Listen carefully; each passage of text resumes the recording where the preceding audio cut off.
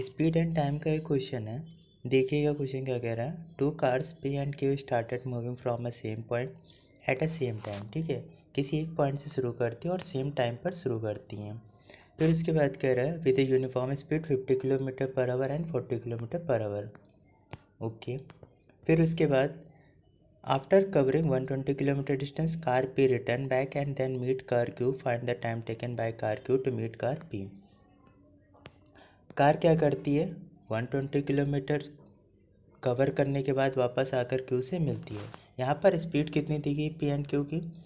P and Q की अगर हम स्पीड की बात करें तो वो हमारा कितना दिया गया, 50 एंड 40। ठीक है, तो इनका रेशियो क्या हो जाएगा, 5:4।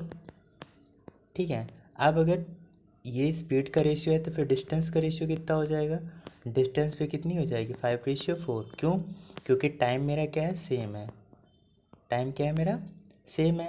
अब सेम टाइम है तो अब ये ट्रैवल टोटल डिस्टेंस कितनी करेंगे, टोटल डिस्टेंस 240 किलोमीटर ट्रैवल करेंगे, क्योंकि दो लोग ट्रैवल कर रहे हैं ना।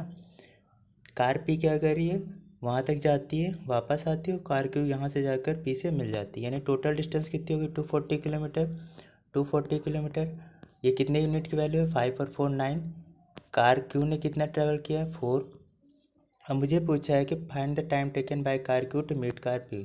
तो ये कितना हो गए, डिस्टेंस हो गई। टाइम निकालने के क्या करेंगे, स्पीड से डिवाइड करेंगे।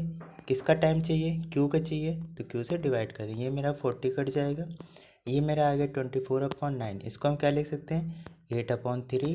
यानी ये मेरा कितना हो गया, टाइम था, ये मेरा हो गया 2 आवर 3 2 6, 2 आवर 40 मिनट। ठीक है, ये आपका आंसर हो जाएगा।